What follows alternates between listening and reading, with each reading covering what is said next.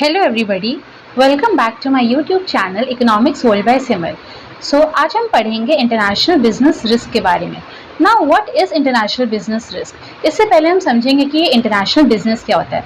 जब हमारी कंट्री किसी बाहर की कंट्री के साथ, फॉरेन कंट्री के साथ जब ट्रेड करती है, या फिर हमारी कंट्री किसी बाहर की कंट्री के साथ करेगी, या बाहर की कंट्री कोई हमारी कंट्री के साथ ट्रेड करेगी ऑन इंटरनेशनल बिजनेस, मतलब outside the frontier of our nation, उसे हम क्या कहते हैं? International business. अब बहुत ही ऑब्वियस सी चीज़ है कि अगर हम इंटरनेशनल बिजनेस की बात कर रहे हैं, जैसे we all know that our future is very uncertain, तो हमारे फ्यूचर अनसर्टन होने की वजह से जो रिस्क अराइज होते हैं उसे हम क्या कहते हैं? International business risk. So business risk implies the possibility of some unfavorable happening. It is a possibility of loss due to some uncertain future occurrence. अगर इसको समराइज करना हो तो फिर इंटरनेशनल बिजनेस रिस्क को हम क्या बोल सकते हैं कि वो बिजनेस रिस्क जो हमारा इंटरनेशनल लेवल पे हो रहा है due to the uncertain future. अब इसमें अगर हम टाइप्स की बात करें, what are the types of risk? So there are basically political risk, exchange risk, credit risk, transport risk, market risk and cultural risk. अब हम इसके बारे में एक एक करके समझते हैं। अब ये पॉलिटिकल रिस्क क्या होता है? अगर हम अपने कंट्री और दूसरे फॉरेन कंट्री को अगर कंपेयर करें तो हमारे जो पॉलिटिकल जो कंडीशंस होंगी वो ऑब्वियसली बातें डिफरेंट होंगी। हमारी गवर्नमेंट डिफरेंट होगी, हमारी पॉलिसीज़ डिफरेंट होंगी, किसी फॉरेन कंट्री की गवर्नमेंट डिफरेंट होगी, उसकी पॉलिसीज़ डिफरेंट होंगी। तो जो पॉलिटिकल फ्लक्चुएशंस की वजह से जो रिस्क अराइज होता है उसे हम कहते हैं political risk. Second is the exchange risk. Exchange risk मतलब अगर now first of all we have to know what is exchange rate. So one currency is exchanged with another currency at the same rate.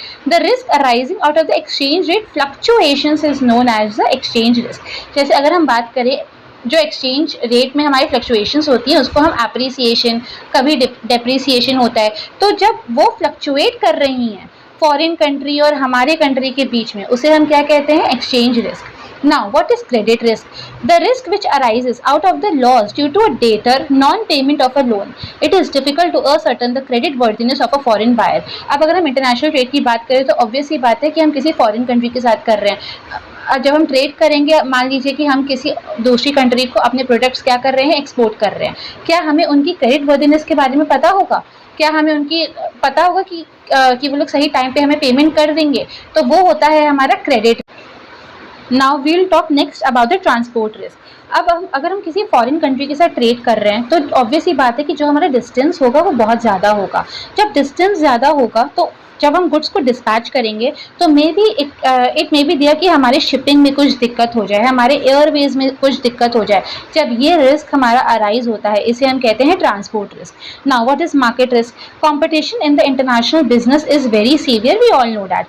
और जो market conditions होती हैं वो भी बहुत जल्दी जल्दी चेंज होती हैं और ये पॉसिबल हो सकता है कि कोई एक फर्म हमारे इंटरनेशनल बिजनेस में कम्पीट ना कर पाए, इसे हम कहते हैं market risk. Next is the cultural risk. Her country का कल्चर क्या होता है? डिफरेंट होता है। जैसे मान लो हमारे इंडिया का कल्चर डिफरेंट है और अगर हम यूएस के साथ ट्रेड कर रहे हैं तो उसका कल्चर डिफरेंट है।